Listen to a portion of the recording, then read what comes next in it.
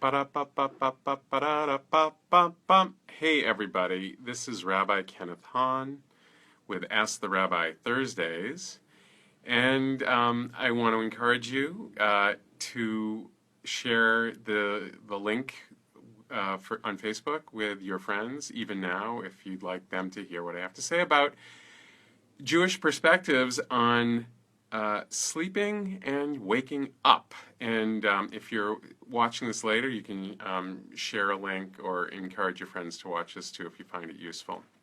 So, why am I talking about this today? Well, I'll tell you, it's a funny day in New England.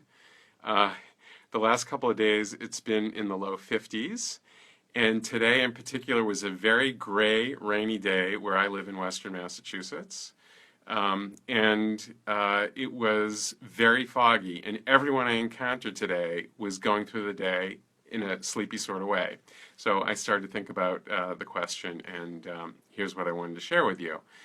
So the first thing I wanted to talk about is what do Orthodox or observant Jews do the first thing when they wake up? And I will tell you, I'm very far from an Orthodox Jew, but I do this every morning, and I find it a really powerful practice. The first thing Orthodox Jews do before anything, before they get out of bed, right when they wake up, is say a prayer. And it's a very particular prayer. It goes like this. Modeh if you're a male, moda if you're a female. Modeh ani lefanecha, melech chai v'kayam, shehechazarta bi nishmati bechemla. Rabba Amunatecha. And there are lots of melodies to this, so I'm going to bring in Music Mondays and I'll sing one or two. Modeh ani lefanecha, melech chai v'kayam,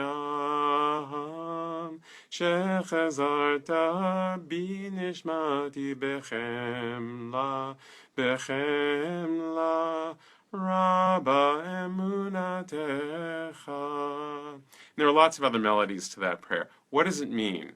Modeh ani lefanecha. Grateful am I before you, Melech Chai v'Kayam, living and eternal King, a name for God.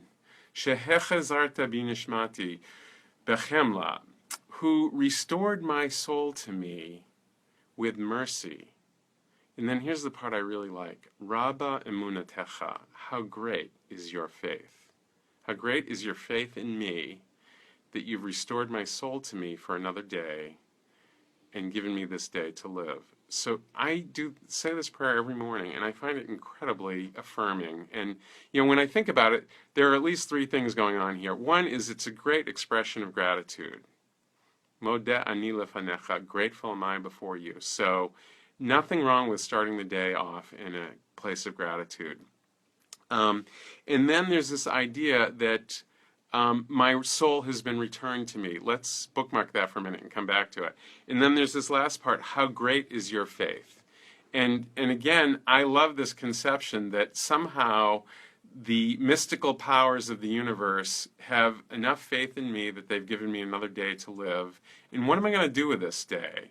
And in particular, in the Jewish tradition, what might I do in this day that is about tikkun olam, repairing the world, whether it's repairing my own self or my immediate world or the greater world? And I actually set kind of goals for the day or practices that I want to really engage with for the day. Maybe I think about a person that I really want to help today. Maybe I want to help myself today. So these are the things I think about as I finish that prayer. What is my day going to be all about? And then, and then I want to come back to this other piece, which is return my soul to me with mercy. And what is the Jewish conception about sleep? I mean, this implies that the soul is returned to me. So where did the soul go? And in the traditional construct in Judaism, the soul actually leaves the body during sleep. So, there's the body and the soul. The Talmud actually says that sleep is akin to 1/60th of death. And indeed, a lot of our bodily functions slow down or cease in a certain sense. Our conscious mind stops working. So we're not, in our dream states, we don't think before we talk. We just kind of say what's on our mind and so on and so forth. But what about the soul, or neshama?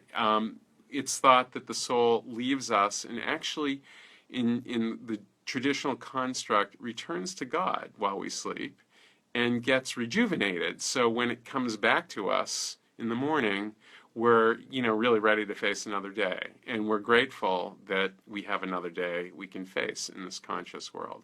So that's really kind of what's going on here. There are a lot of Kabbalistic notions about what happens during sleep, but I think I'll probably save those for another time and keep this short and sweet. So that's a little bit about sleeping and waking up, and I hope you have a wonderful sleep tonight, and perhaps tomorrow morning, when you wake up, you will sing or say, Modeh ani lefanecha melechai v'kayam, shehechazarta binishmati bechemla, Rabba emunatecha. How great is your faith? This is Kenneth Hahn, Rabbi Kenneth Hahn for JUTV, saying Lehitraot, and tune in next Monday for Music Monday. Bye-bye.